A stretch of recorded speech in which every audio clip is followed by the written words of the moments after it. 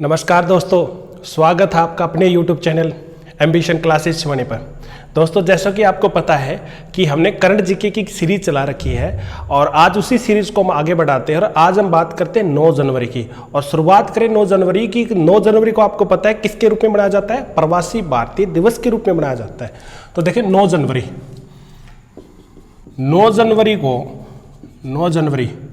किसके रूप में मनाते हैं?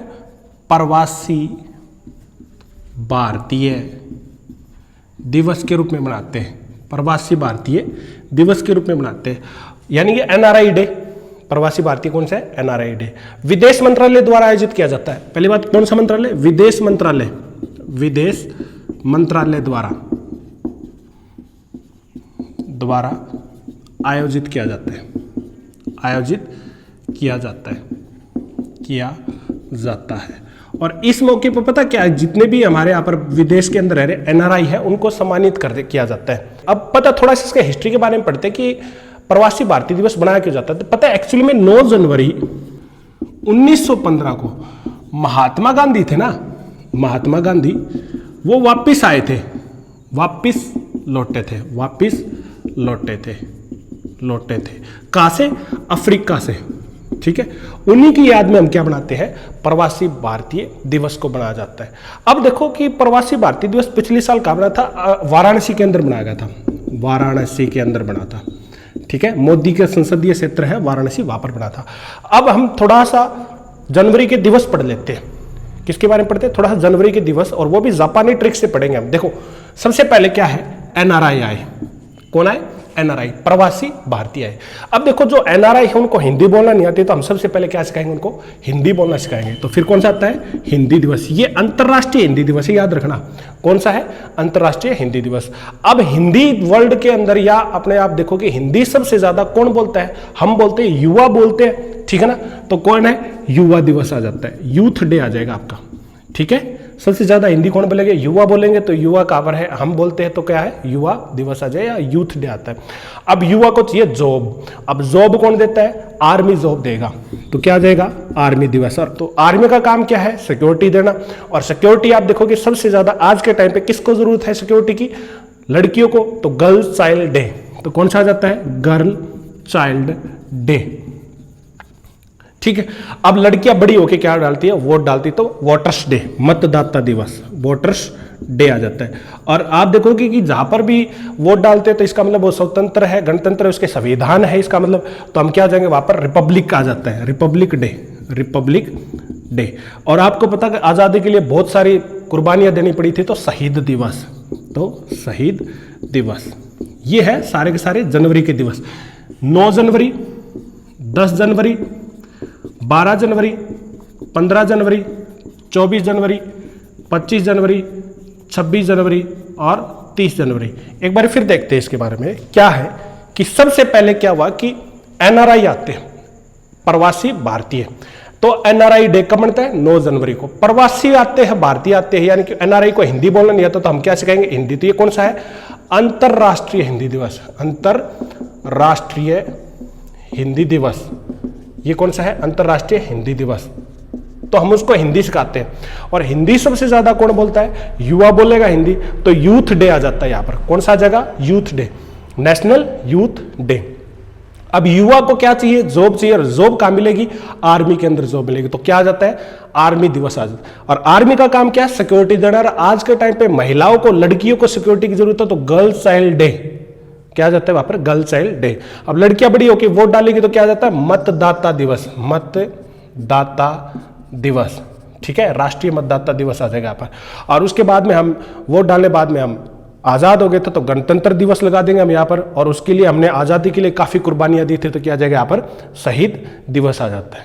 ठीक है, तो ये क्या था कि जनवरी के सारे दिवस थे। और जल्दी से आप इसका स्क्रीनशॉट ले लो, फिर हम आगे बढ़ते हैं। चलो आगे बढ़ते हैं कि शक्तिवेल को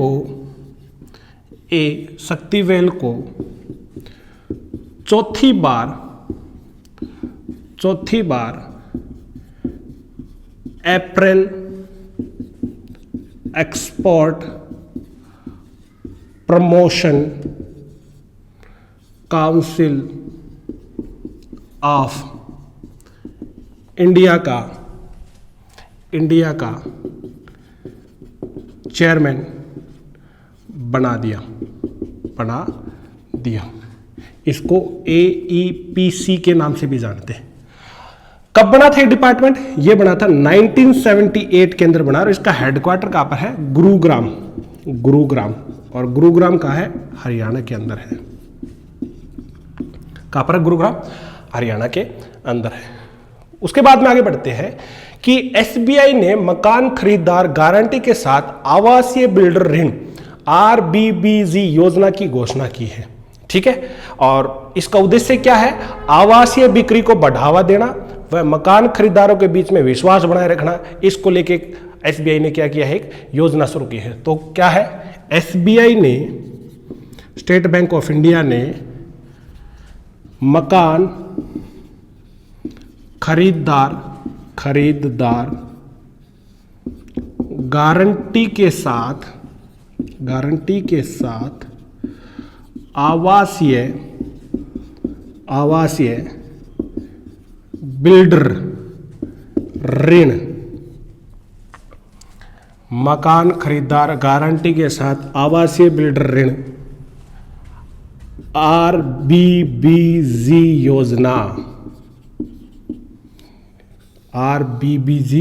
योजना की घोषणा की है।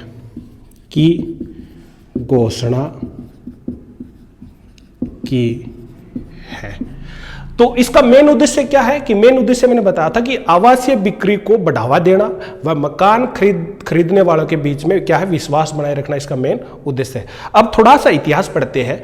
SBI का, स्टेट बैंक ऑफ इंडिया भी कैसे बना, इसके हेड कौन है? देखो, सबसे पहले 2 जून 1806 को कौन सा बैंक बना था? बैंक ऑफ कलकत्ता के नाम से बना था। बैंक ऑफ कलकत्ता के नाम से बना था। फिर बना 15 अप्रैल 1840 को बना बैंक ऑफ बॉम्बे। फिर 1 जुलाई 1843 को बना बैंक ऑफ मद्रास। और 27 जनवरी 1921 में कौन सा बैंक बना था? ये इंपीरियल बैंक ऑफ इंडिया के नाम से बना। और 1 जुलाई 1955 में ये स्टेट बैंक ऑफ इंडिया बनेगा। हालांकि ये नेशनलाइज्ड है ना, 1956 में इसका राष्ट्रीयकरण कर दिया था, नेशनलाइज्ड हो गया था ये। ठीक है, और इसके चेयरमैन की बात करें SBI के, तो कौन है? रजनीश कुमार इसके क्या है? चेयरमैन है। जल्दी से याद तक आप इसका स्क्रीनशॉट ले लो, फिर हम आगे बढ़ेंगे। चलो, उसके आगे है कि भारतीय मूल की जसबिंदर बिलन को उसके उपन्यास आशा एंड दी स्पिरिट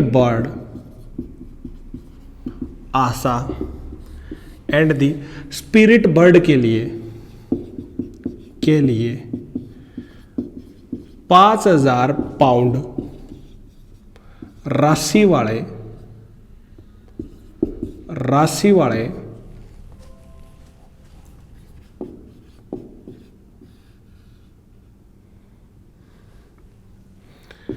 ब्रिटेन का कोस्टा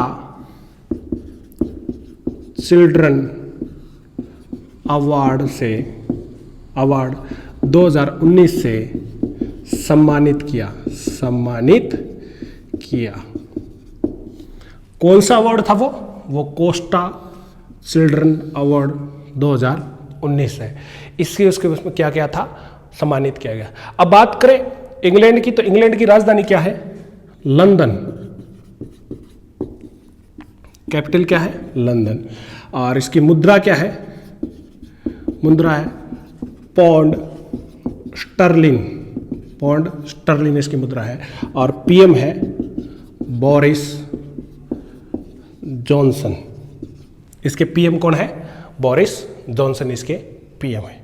आगे बढ़ते हैं कि पहली बार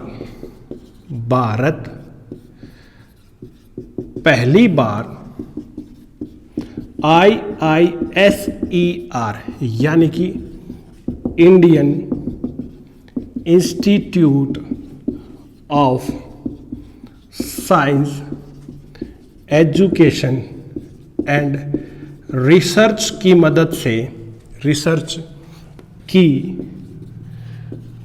से महाराष्ट्र के पुणे में एशिया पैसिफिक ड्रोसोफिल जिसको हम फ्रूट फ्लाई के नाम से जाने, रिसर्च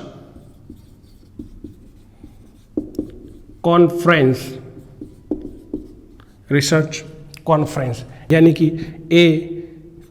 APDSRC 5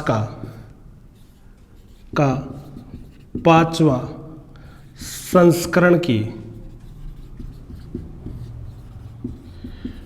मेजबानी करेगा। ठीक है, ये कौन करेगा? भारत करेगा इसकी मेजबानी। अगर देखो महाराष्ट्र की बात करें, महाराष्ट्र का सीएम कौन है? उद्धव ठाकरे।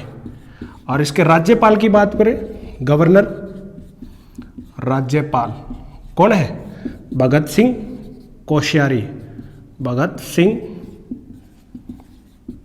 कोश्यारी। ठीक है, और हमें पता था कि महाराष्ट्र की 2 राजधानी है, कौन कौन सी है? एक तो मुंबई है और दूसरी कौन सी है? नागपुर। विंटर सेशन नागपुर में लगता है, अब याद रखना, ये विंटर की है। कौन सी? विंटर की। और लावणी नृत्य है। कौन सा नृत्य है? लावणी नृत्य है। जल्दी से इसका स्क्रीनशॉट ले लो, फिर हम आगे बढ़ते हैं। चलो आगे बढ़ते हैं कि पता है आपको, डच बैंक ने एक अपनी रिपोर्ट जारी की थी, इमेजिन 2030, और उसके अंदर इंडिया की 7 ट्रिलियन, कितनी? 7 ट्रिलियन अर्थव्यवस्था रहने का अनुमान लगाया है। कौन से ने? डच बैंक ने। तो डच बैंक के अनुसार, डच बैंक की रिपोर्ट इमेजिन 2030 के अनुसार भारत की अर्थव्यवस्था 2030 तक 7 ट्रिलियन पहुंचने का अनुमान लगाया है। अब देखो डच, आपको कई जगह डच न मिल के आपको हॉलैंड मिल जाएगा, हॉलैंड न मिलेगा तो आपको नीदरलैंड मिल जाता है या डच मिल जाता है, एक ही देश को बोलते हैं। ठीक है, डच बैंक कौन सा है? ये भी हॉलैंड वाला है। अगर बात करें हम हॉलैंड की या नीदरलैंड की, तो नीदरलैंड की राजधानी क्या है? एम्स्टर्डम। इसकी कैपिटल क्या है? एम्स्टर्डम। ठीक है, और इसकी मुद्रा है यूरो। और इसके पीएम कौन है? सबको पता है, मार्क रूटे इसके पीएम, जो आज भी साइकिल का इस्तेमाल करते हैं। आगे बढ़ते हैं कि गुजरात आयुर्वेदिक विश्वविद्यालय पहला ऐसा विश्वविद्यालय बन गया है जिसको IIT एम्स के समूह के अंदर शामिल होने का दर्जा हासिल हो गया है। आयुर्वेदिक संस्था, पहली ऐसी आयुर्वेदिक संस्था है ये। तो देखो जामनगर के, अब जामनगर कहाँ है? जामनगर कहाँ पर है? जामनगर है गुजरात के अंदर। जामनगर के गुजरात आयुर्वेद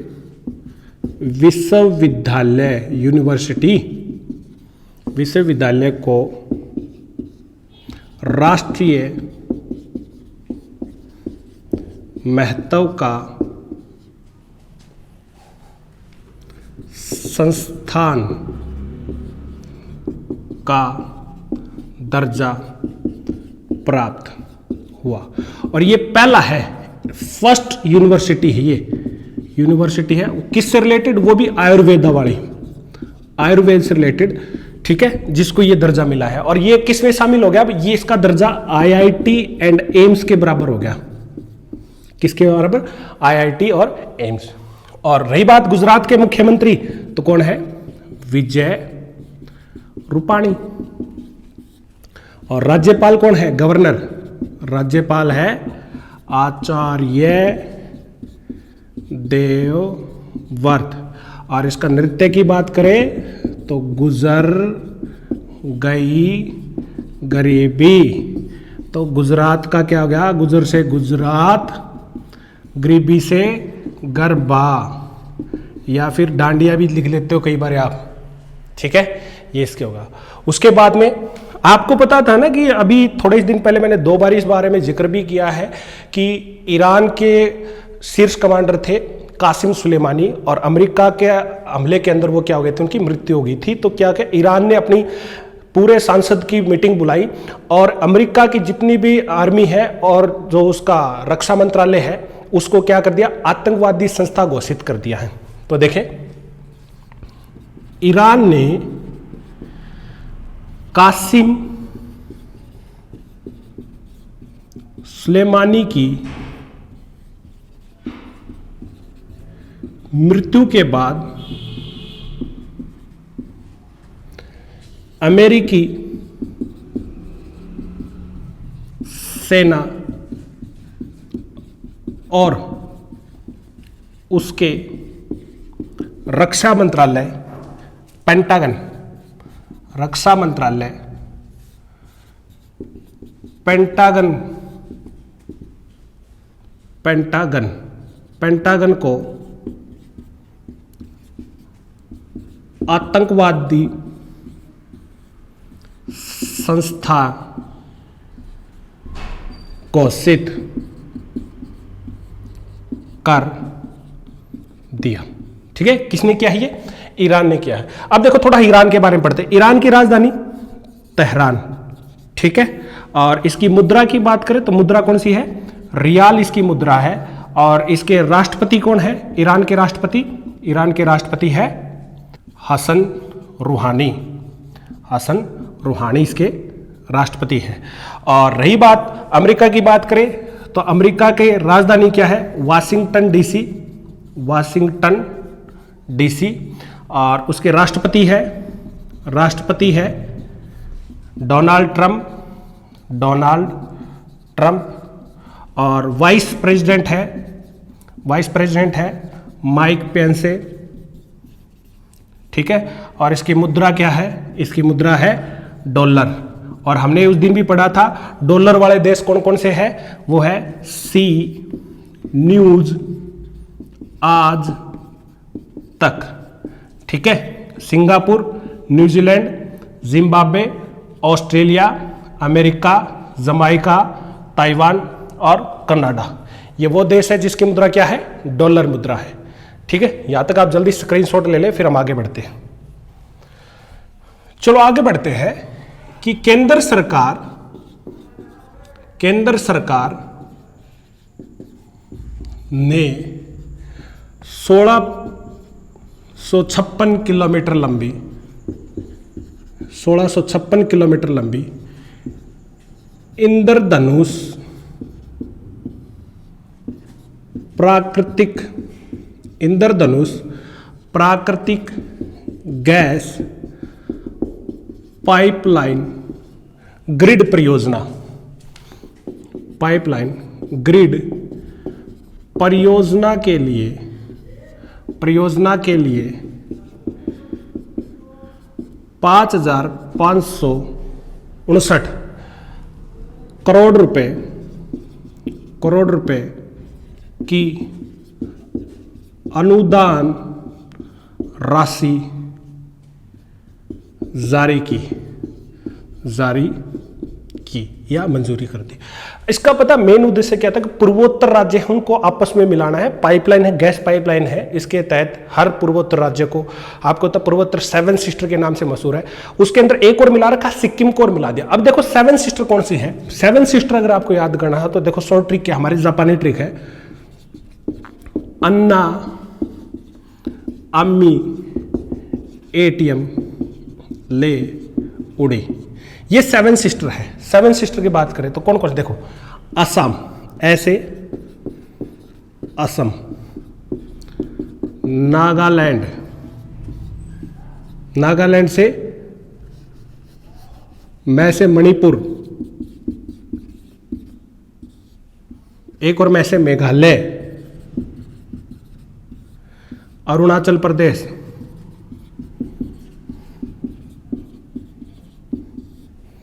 त्रिपुरा,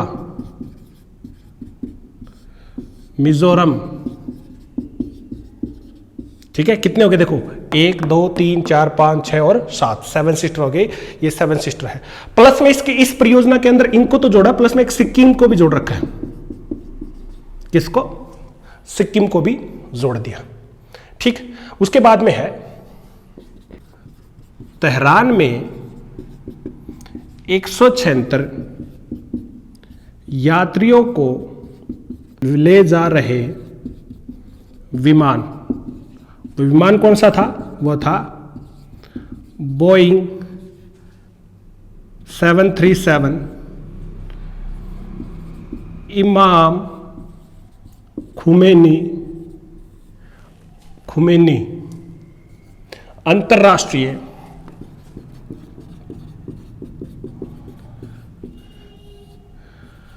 हवाई अड्डे पर दुर्घटनाग्रस्त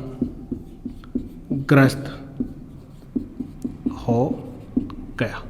ठीक है, ये ईरान के इंटरनेशनल एयरपोर्ट पे वहाँ पर क्या हो गया?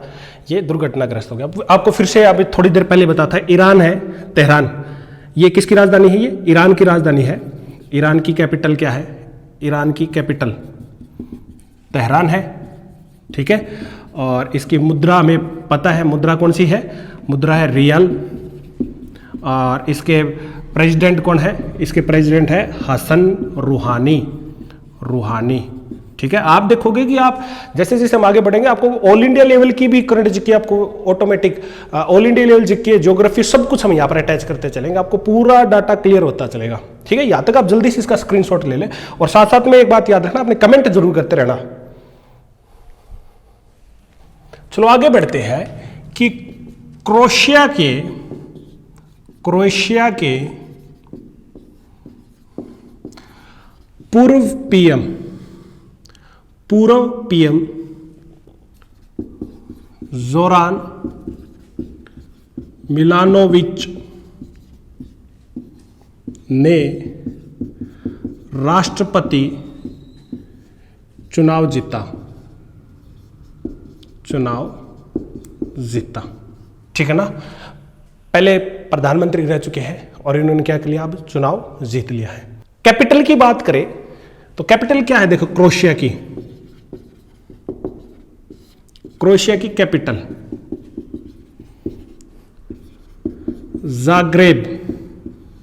जाग्रेब इसकी क्या है? कैपिटल। और इसके राष्ट्रपति है जोरान मिलनोविच। और प्रधानमंत्री कौन है इसके? प्रधानमंत्री है आंद्रोज प्लेमकोविच, ये इसके प्रधानमंत्री। याद रखना कि जोरान मिलानोविच है, ये किसकी जगह बने हैं? क्रोएशिया की पहली महिला राष्ट्रपति, एकमात्र राष्ट्रपति महिला बनी थी। वो कौन थी? वो थी कोलिबा ग्रेबर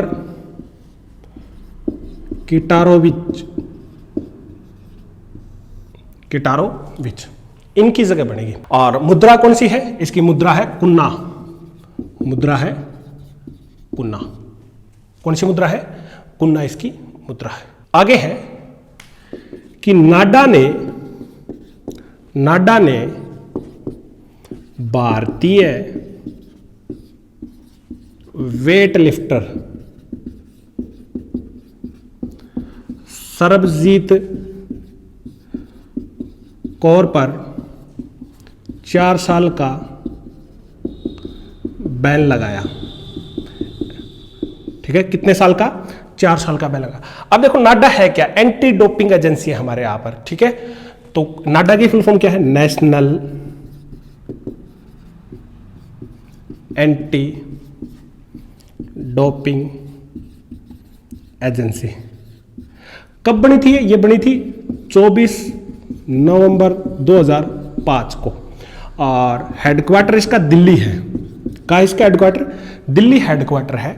और इसके सीईओ है नवीन अग्रवाल। कौन है इसके सीईओ? नवीन अग्रवाल इसके सीईओ है। और इसी के साथ में वाडा भी पढ़ लेते हैं। वाडा क्या है? World anti doping agency. वाडा 10 नवंबर 1999 में बनी थी। कब बनी थी? 10 नवंबर 1999 के अंदर वाडा बनी थी। और इसका हेडक्वार्टर कहां पर है? हेडक्वार्टर है कनाडा के मॉन्ट्रियल में है कनाडा। ठीक है, और इसके हेड कौन है? चीफ। इसकी चीफ की बात करें तो वो है विटोल्ड बैंका इसके कौन है? हेड है। उसके बाद में है महाराष्ट्र के सीएम कौन है?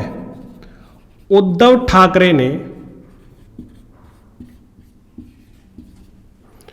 औरंगाबाद में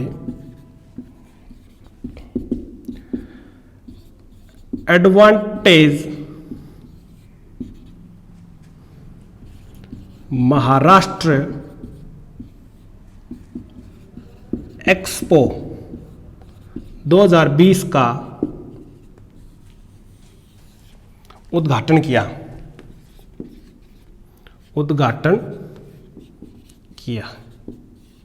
ठीक है, और इसका आयोजन किसने किया था? इसका आयोजन किया था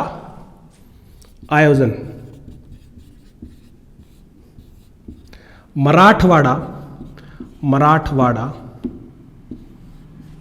association of small scale industries and agriculture. ठीक है, शॉर्ट में इसको हम क्या बोल सकते हैं? MASSAI द्वारा, इसके द्वारा किया गया था। और बात करें अगर इसके राज्यपाल की, गवर्नर राज्यपाल, तो राज्यपाल कौन है? वो है भगत सिंह कोश्यारी इसके राज्यपाल है। और नृत्य कौन सा इसका? नृत्य है लावणी नृत्य है। मराठी भाषा बोली जाती है। और मुंबई इसकी राजधानी है। मुंबई प्लस में नागपुर सर्दियों के अंदर। ठीक है, उद्धव ठाकरे इसके क्या है? सीएम है। जल्दी से आप इसका स्क्रीनशॉट ले लो। तो आज के लिए इतना ही। आज थे 9 जनवरी 2020 के बारे में करंट जीके हमने करी थी। और आप बने रहे हमारे YouTube channel ambition classes Shivani में। आज के लिए इतना ही, धन्यवाद।